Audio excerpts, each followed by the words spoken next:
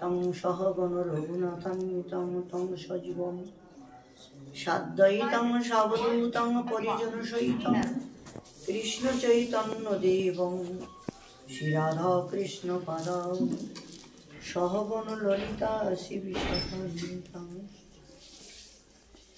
आजानुलम्बित भुजौ कनकावदातौ संकीर्तनैकपितरौ कमलायताक्षौ विश्वम्भर द्विजवर जुगधर्मपालो वन्दे जगत्प्रियकरो करुणायावतारो नमस्त्रिकालसत्ताय जगन्नाथसुताय च सभृत्ताय सपुत्राय सकलत्राय ते नमो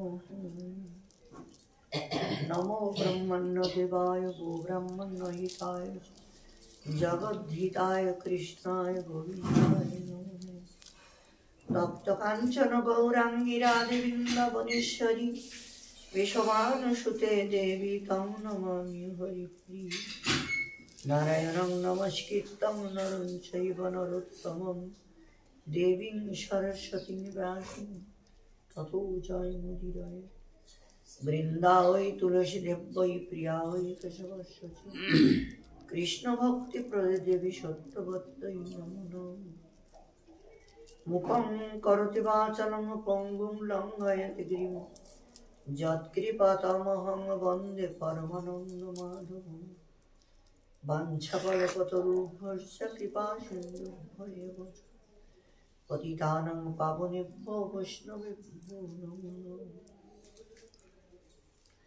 जय रूप सनातन भट्ट रघुनाथ श्रीजीव गोपाल भट्ट दास रघुनाथ এই ছয় বসারে করি চরণ বন্দন যা হইতে বিঘ্ন নাশ অভীষ্ট পূরণ জয় গৌর ভক্তবৃন্দ গৌর যাদের প্রাণ কৃপা করি দাও গৌর প্রেম ভক্তি দান ভক্ত গোষ্ঠী সহিত গৌরাঙ্গ জয় জয় শুনিলে চৈতন্য কথা ভক্তি লভ্য হয় দুর্গমে পতিমেন্দস্য স্খলদপাদ গতির্মূল সৎকৃপা যষ্টিদানে শান্ত সন্ত অবলম্বন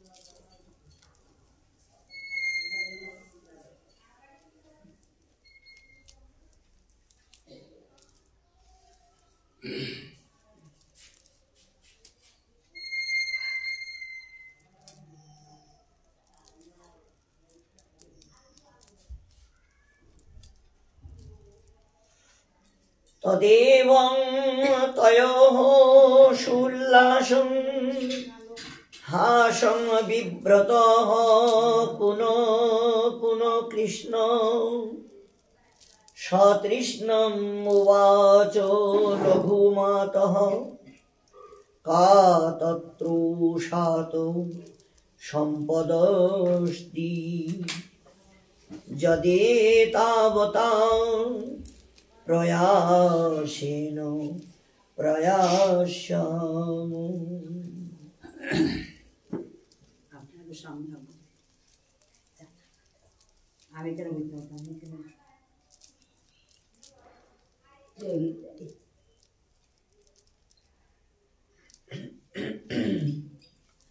শ্রী শ্রী গোপাল চম্পু।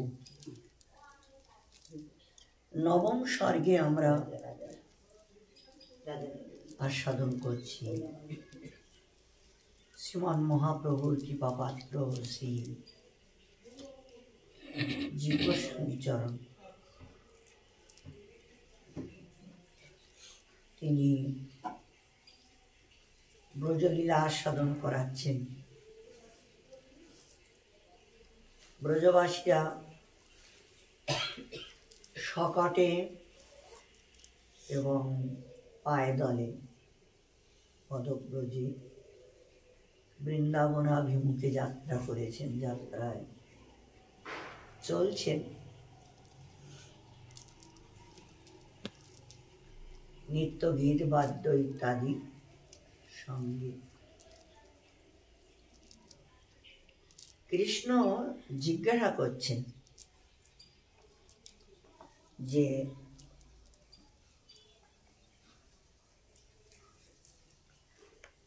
আমরা সকলে কোথায় গমন করিতেছি? জননী বলিলেন, পুত্র, আমরা বৃন্দাবন নামে এক রমণীয় স্থান, সেইখানে গমন করিতেছি।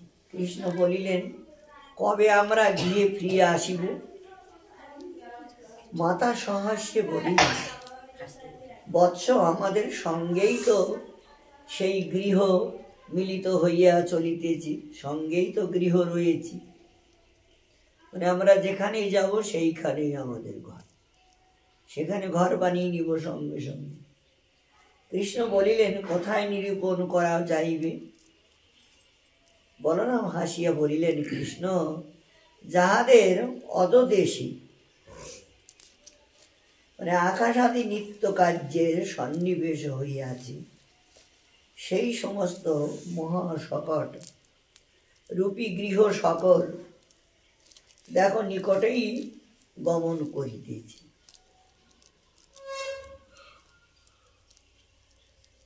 বলরাম আবার আর একটু হাসি করে বলছে যে আকাশ হলো যাদের ছাদ, আর ধরিত্রী হলো যাদের ভূমি। যেখানে সেখানে গাড়ি লাগিয়ে দেওয়া, ঘর বানিয়ে, মানে সকট যে কোনো জায়গায় স্থান বা করে নিয়ে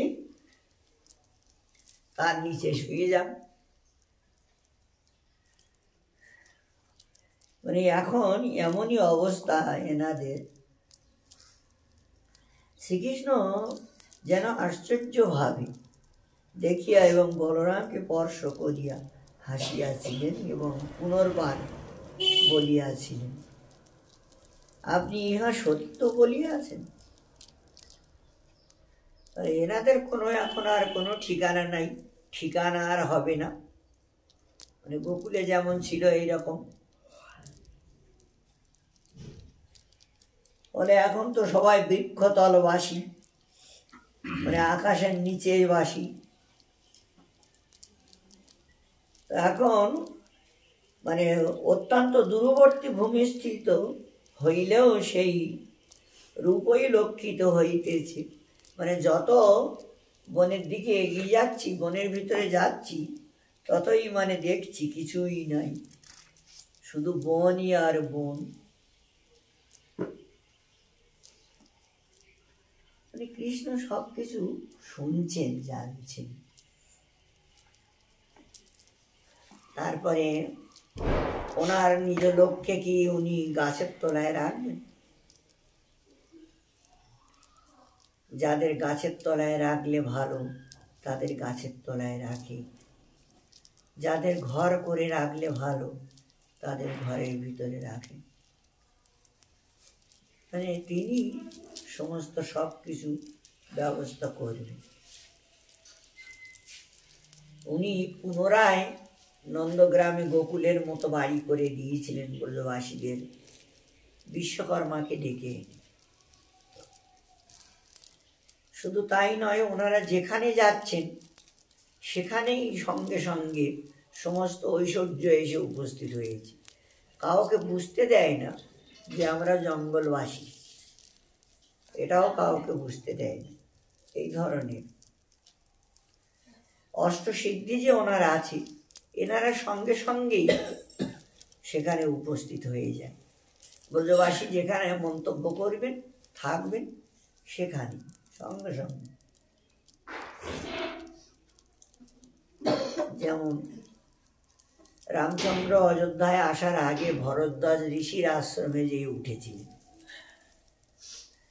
ভরদ্বাজ ঋষি তখন বলছেন, অষ্টসিদ্ধিকে ডাকলেন যে তোমরা আজকে একটু এসে সেবা করো। মানে এতদিন তো ডাকিনি, মানে সেবা, রামের সেবার জন্য ডেকেছি, সেবা করো। মানে যত লোক আসবে তাদের থাকার জায়গা, খাওয়ার ব্যবস্থা সব কিছু তোমাদের করতে হবে। অষ্টসিদ্ধিকে বলে দিয়েছে। সঙ্গে সঙ্গে অষ্টসিদ্ধি একদম চারিদিকে, ওনার আশ্রমে চারিদিকে ঘর বাড়ি বানিয়ে একদম। রামচন্দ্র হাসছে, বলে কি করবো ঠাকুর, এখন উপস্থিত, অযোধ্যার থেকে ভরত আসবে, ওদেরও থাকার ব্যবস্থা রাখতে হবে। আপনারা এসেছেন, এখন এক জায়গায় বানর এটা সেটা এক জায়গায় রাখা যাবে? মানে সব আলাদা আলাদা ব্যবস্থা না করি, আর এক একজন এক এক রকম খায়, ভালো আনন্দ পায়, তো এই জন্য এটা করতে হয়েছে। ঠাকুরজি মানে খুব প্রসন্ন, উনিও চান যে এটা দরকার আছে। তা কৃষ্ণজি এখন, এরা কৃষ্ণকে রক্ষা করার জন্য ঘর ছেড়েছে, কৃষ্ণকে রক্ষা করার জন্য, কৃষ্ণের সুখের জন্য নিজেদের সুখ পরিত্যাগ করেছে।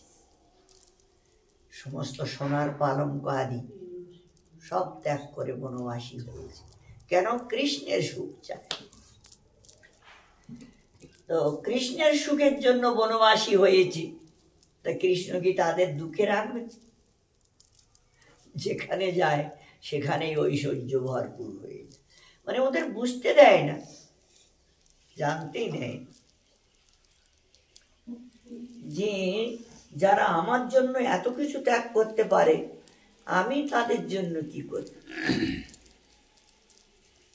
তুলসী দল মাত্রেণ জলস্য চলুকে নোবা বিকৃণ্যিতে স্ব-আত্মনং ভক্তব্য ভক্তবৎসল। যদি কোনো ভক্ত এক গণ্ডূর জল আর এক পাতা তুলসী আমাকে অর্পণ করে, তা আমি আমার আত্মাটা বিক্রি করে দিই তার কাছে। এইরকম ধরনের ভগবান। আর তার সুখের জন্য আজ ওনা সোনার পালঙ্ক ত্যাগ করে, সমস্ত ঐশ্বর্য ত্যাগ করে, না আমরা কৃষ্ণের সুখ চাই। তাহলে বিশেষ একটা শেখার, বিশেষ একটা, মানে যারা ভগবানের সুখ চায়, নিজের সুখ চায় না। ব্রজগোপীরাও ভগবানের সুখ চায়, ব্রজবাসীরা নিজের সুখ চায় না। কি করলে তার সুখ হবে, তাই তার জন্যই এরা সাজা গোজা করে, সাজে মানে দেখে তার সুখ হবে, বিভিন্ন প্রকারের সাজানো, তার সুখ হবে, নিজের সুখের জন্য নয়।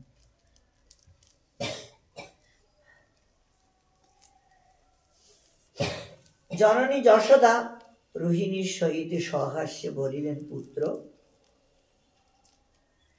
তথায় ওই সকল বৃক্ষ কোনো স্থানে গমন করিতেছে না, কিন্তু সম্প্রতি ওই রূপ প্রতীতি হইতেছে মাত্র। কৃষ্ণ সতৃষ্ণ ভাবে বলিলেন, আচ্ছা, তাই হোক, কিন্তু সেই বৃন্দাবন কোথায়? রোহিণী বলিলেন, বৎস, যমুনার কিনারে।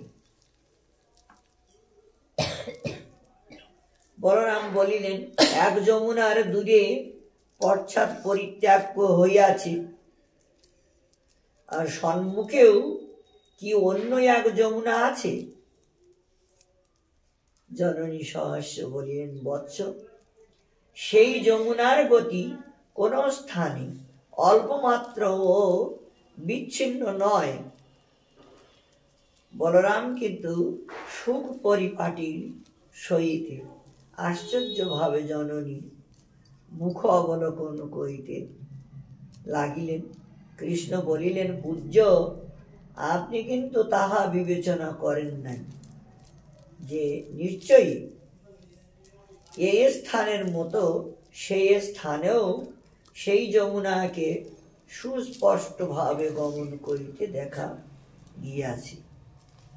অতএব উভয়েই এই প্রকারে উল্লাসিত মনে হাস্য করিলে পুনর্বার উভয়ের মধ্যে শ্রীকৃষ্ণ সতৃষ্ণ ভাবে বলিলেন, ছোট মা, তথায় এমন কি সুখ সম্পত্তি আছে যে আমার এত দূর প্রয়াস করিয়া গমন করিব? মানে আমরা যেগুলো ছেড়ে এসেছি এইরকম ধরনের সেখানে আছে যে আমরা যাচ্ছি সেখানে?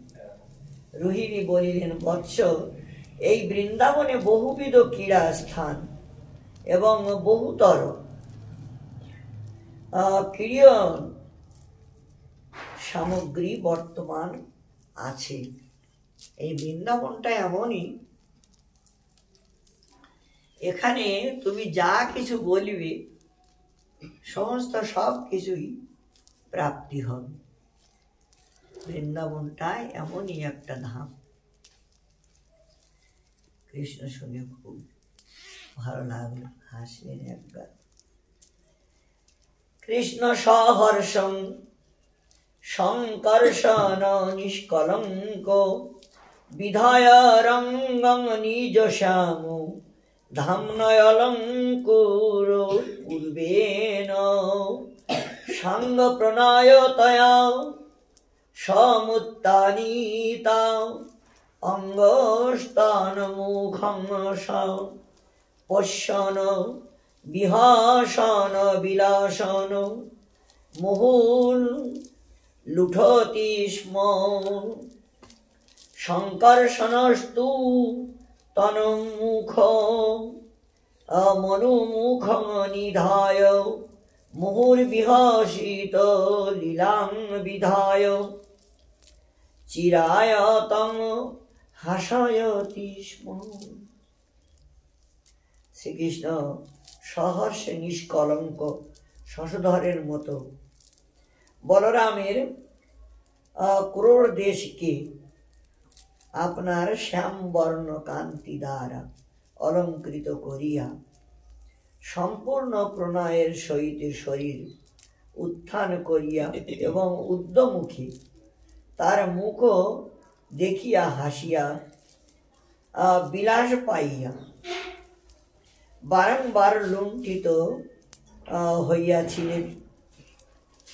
আর বলরামও তার মুখখানিকে উদ্যমুখ হইয়া বারংবার লীলা বিলাস প্রকাশ করিয়া বহুক্ষণ তাকে হাসাইয়াছি। কৃষ্ণ তখন উঠে বলরামের কোলে বসলেন, ওনার মুখের দিকে তাকিয়ে হাসছিলেন। বলরামও তাকে কোলে নিয়ে মুখের দিকে তাকিয়ে হাসছিলেন। হাসিটার ভিতরে একটা কিছু রয়েছে। বারংবার উনি ঊর্ধ্বমুখী হয়ে কৃষ্ণজি কোলের উপরে দেখছিলেন, আর উনিও অধমুখী হয়ে কৃষ্ণের বদন পানে দেখছিলেন। তোমার একটা কিছু লীলা বিলাস, বহুক্ষণ ধরে দুজনের এই ধরনের হাসাহাসি কিছু বলা বলি হচ্ছিল। গোপেরা কেউ বুঝতে পারে না। অত যমুনা তরঙ্গ সঙ্গ সঙ্গ তোমারুত দিগ্ধ স্নিগ্ধ বন লেখয় মাসন্নেতি মাতৃযুগল সংলাপং নিশম্য সম্যগ উত্থিত কৃষ্ণ শঙ্কর্ষণ শঙ্কর প্রাগজ্ঞাতান জ্ঞাতানপি নগমৃগ খগান হসন্তিভিঃ স্খলিতদন্তি আয়োভিঃ বিবাদতঃ সর্বান পূর্বাণিব মাতরং পৃচ্ছন্নুত্তর মাচ্ছতায়শ্চ তৎ কুলানকুল বনমাশোষাদ।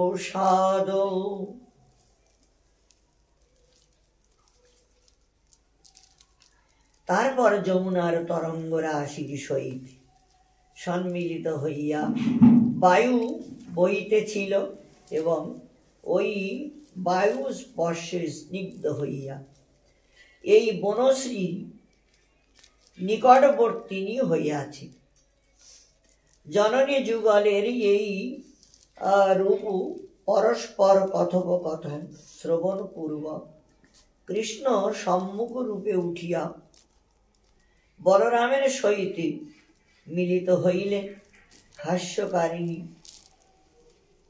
গলিতদন্তী বৃন্দাবনের সহিত বৃদ্ধাগণের সহিত তোমাদের কথা ঠিক নয়, এইরূপ বিবাদে জ্ঞাত এবং অজ্ঞাত সমস্ত বৃক্ষ পশু এবং পক্ষীদিগের বিষয় এই সকল যেন কখনোই দেখেন নাই। এইরূপ ভাবে জননীকে জিজ্ঞাসা এবং উত্তর গ্রহণ করিয়া সেই যমুনা নদীর তটের নিকটস্থ অনুকূল কাননে গমন করিলেন। যমুনার কিনারে পৌঁছে গেলেন। যাইয়ে তারপরে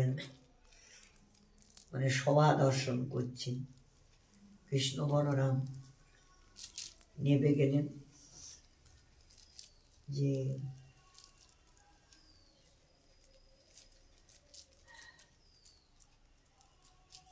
গোকুল থেকে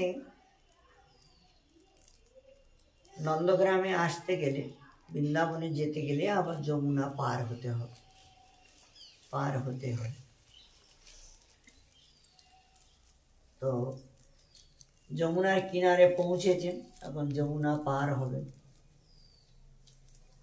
তার আগেই যমুনা খুব উতাল পাতাল করছেন। ঠাকুরজি এসেছেন, সবাইকে নিয়ে পার হবেন ওনার বুকের উপর দিয়ে। তো ঠাকুরের উদ্দেশ্যে উথাল পাতাল ছলে কিছু কমল চরণে দুই ভাইয়ের চরণে দান করলেন অঞ্জলি। ওনারা সেখানে যে পূজিত হয়ে আবার কুঞ্জ শোভা দর্শন করছিলেন। যমুনা কুঞ্জের কিনারে, এই ওনার কিনারে কুঞ্জগুলো খুব সুন্দর, জলে ছিটা দিয়ে ফুল ফোলারি, ফল ফুল একদম খুব সৌন্দর্য হয়ে আছে, দর্শন করছেন। যেখানে যাবেন সেখানেই তো সব ঐশ্বর্য এসে প্রকাশ হয়ে যায়, প্রকাশ পায়। আর এনারা সবাই তো সেবার জন্যই, ব্রজবাসীর সেবার জন্যই এনারা এখানে রয়েছেন। কোনো বৃক্ষ নুয়ে পড়লেন, পাকা ফল নেই, কেউ ফুল বরিশন করছেন, বোঁটাটা উপরে রয়েছে, পাতাগুলো ফেলছে।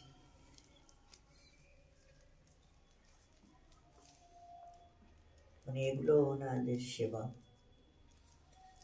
বৃন্দাবনে যখনই ওনারা এসেছিলেন সেইখান থেকেই মানে এই ধরনের সেবা, এই বৃক্ষগুলো সবাই। যমুনা যেখানে ঠাকুরজি লীলা করবেন, যমুনা একদম ভেঙে সেইখানেই পৌঁছে যায়, সেইখানে পৌঁছে যায়, আবার ওখান থেকে লীলা হয়ে গেলে চলে আসে। যাবটে থাকবেন, যাবটে আসে, যমুনা একটা ধারা যাবটে পাঠিয়ে দিয়েছে, আর একটা নন্দগ্রামে বৃন্দাবনে আছে, মানে তখন উনি সহস্র ধারা, যখন যা কিছু প্রয়োজন।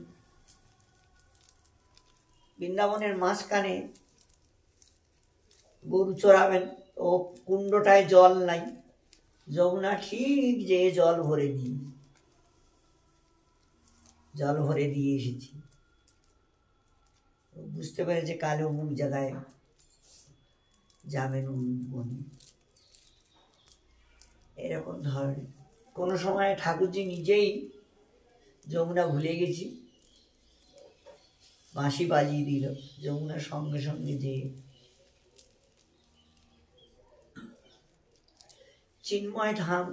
চিন্ময় ধামের সব কিছু মানে ভগবানের ইঙ্গিতেই এখানে সবাই চলে বা সবাই চলছে, সবাই সেবা করছে, ওনার ইঙ্গিতেই সব কিছু হচ্ছে। যখন যাকে যেমন ভাবে ইঙ্গিত করেন সে তখন সেইভাবেই সেবা করে।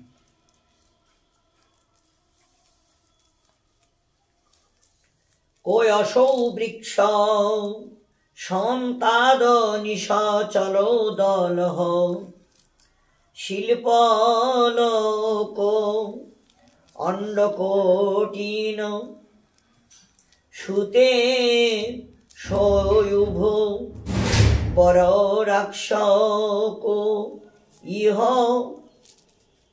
অরক্ষ কইহ ঘন জটা ব্যক্ত মূর্তির বটস ইত্থঙ্গনব্যং বনন্তর্গতি মনু জননী ডিম্ব সংবাদ জাতং লোকং পীযূষ বর্ষৈ রসুখয় দখিলং তত্র তত্রাতি চিত্রম। তথায় প্রশ্ন এবং উত্তর যথা। চারিদিকে যারা অবিরত পত্র সকল কাঁপিতেছে এবং বৃক্ষের নাম কি জিজ্ঞাসা করছে। তো এই এত বড় বৃক্ষ, এই বৃক্ষটা কি নাম? তো বৃক্ষটার নাম হলো পিপল বৃক্ষ, পিপল বট। আচ্ছা, কোন বৃক্ষ কোটি কোটি ডিম্ব উৎপাদন করে? উত্তর, উডুম্বর বৃক্ষ। এ স্থানে কার শরীর নিবিড় জটা দ্বারা পরিব্যাপ্ত? তো তার উত্তর হলো বট বৃক্ষ। বট বৃক্ষের থেকে জটা বের। এই প্রকারে নবীন নব মধ্যে গমন করিয়া জননী এবং পুত্রের যে রূপ বৃত্তান্ত সকল ঘটিয়াছিল, সেই সকল সংবাদ অমৃত বর্ষণ দ্বারা তত্তৎ স্থানে অত্যন্ত বিচিত্র ভাবে সকল লোককেই সুখী করিয়াছিল। মানে সবাই কৃষ্ণ বলরামের সঙ্গে দর্শনে এসেছেন। তো উনি জিজ্ঞাসা করছেন কোন বৃক্ষে কি, বৃক্ষদের নাম জিজ্ঞাসা করলেন। সবাই ওনাকে নিয়ে হাস্য করছেন আর কি, কিছু জানে না, পরিচয় করাচ্ছেন বিভিন্ন ফল ফুল বা বড় বৃক্ষ যারা আছে, পিপল বা বট ইত্যাদি।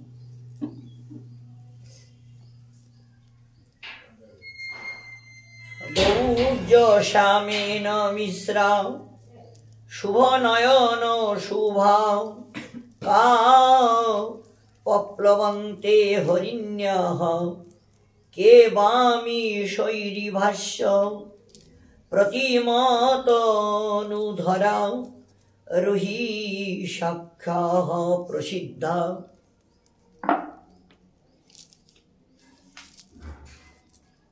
কে শৃঙ্গানেকো শাখা অশবলিত বপুষ সম্বরাখ্যাস্তদেবং মাতুর্বিজ্ঞাত নাম সোজয়তি সবল নন্দ গোপাল বালহ। যদিও কোনো কোনো পশু গৌরবর্ণ ও শ্যাম বর্ণে মিশ্রিত এবং লম্ফ দিয়া ক্রীড়া করিয়া থাকে, উত্তর তোমার হরিণীগণ মানে তার উত্তর আর কি, হরিণীরা মানে লাভ বেশি দেয়, আর একটু ইয়ে হলেও লাফিয়ে ওঠে শব্দ শুনলেই, ওর উত্তর আর কি। মহিষ এবং এই অশ্বের মতো শরীর ধারণ করিয়া এই যে সকল পশু রইয়াছে, ইহাদের নাম কি? উত্তর হলো রহিষ নামক মৃগ বিশেষ, মানে যেটা আমরা নীল গাই মানে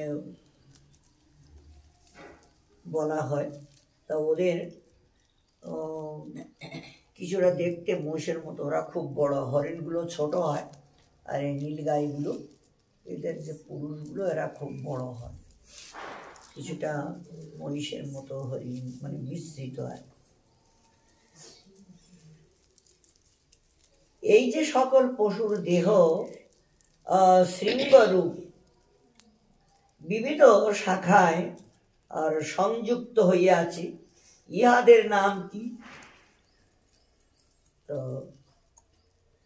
শঙ্কর নামক মৃগ আদি ওই হরিণীর মতো দেখতে অনেক বড়, কিন্তু ওদের শিঙে অনেকগুলো ডালপালা।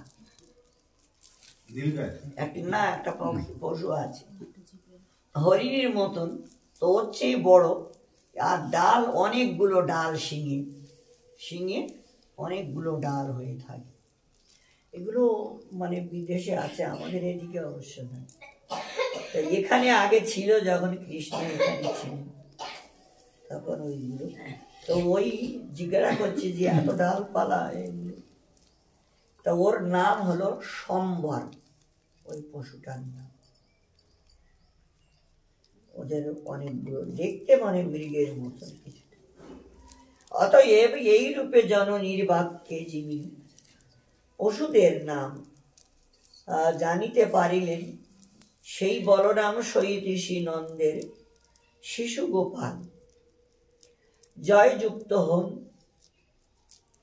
চিত্র কো অয়ং ময়ূর কো ইহ মৃদু কুহু গায়ক কোকিলাখ্যাহ কো অবক্তৃং বষ্টিবাণী নার বদপি শুক পুষ্পশ কর্চভৃঙ্গ ইত্থং মাতৃদ্বয়েন প্রথম বনগামে সংলাপন্তৌ হসন্তৌ বালৌ গোপাল রামৌ ব্রজকুল মহিলা শর্মভিষিঞ্চত স্ম। যদিও এই বিচিত্র পক্ষীর নাম কি, মানে অনেক প্রকার, মানে ময়ূরের শরীরে অনেকগুলো রং আছে, একটা খয়েরি রং আছে পাখায়, তারপরে লেজটা একটা অন্যরকম রং, পিঠে পায়ে একরকম রং, কণ্ঠে একরকম রং, মস্তকের এই ঝুঁটি আছে ওটা আর একরকম রং। জিজ্ঞাসা করছেন এই বিচিত্র রঙের যে পাখিটা এর কি নাম? তো ওর নাম বলল এটা হলো ময়ূর। এ স্থানে কোনো পক্ষী মৃদু কুহু রবে গান করিয়া থাকে। এই তখন বললেন তার নাম হলো কোকিল। মানবের মতো কোন পক্ষী কথা বলিতে ইচ্ছা করিয়া থাকে?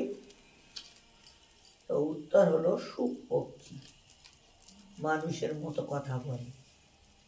আচ্ছা, কে পুষ্পরস পান করিয়া থাকে? উত্তর হলো ভ্রমর।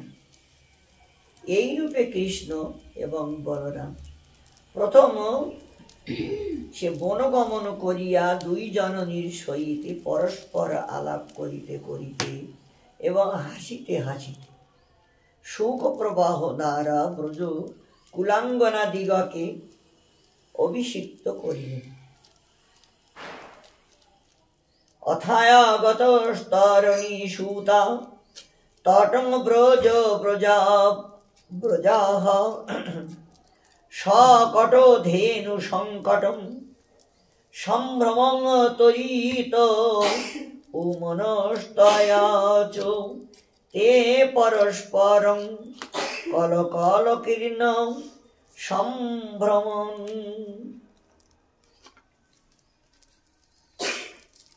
তারপর ব্রজবাসী প্রজাসমূহ শকট এবং ধেনুগণের সহিত ঘন সন্নিবিষ্ট তোমার জনতা বেষ্টিত হইয়া যমুনা তটে আগমন করিলেন। পরে যখন সবেগে যমুনা নদী উত্তীর্ণ হইতে বাসনা করিলেন, তখন তাহারা পরস্পর প্রচুর মধুর ধ্বনি করিয়া ভ্রমণ করিতে লাগিলেন।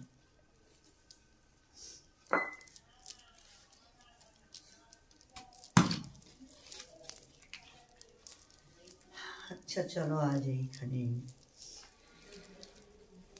বিশ্রাম। আবার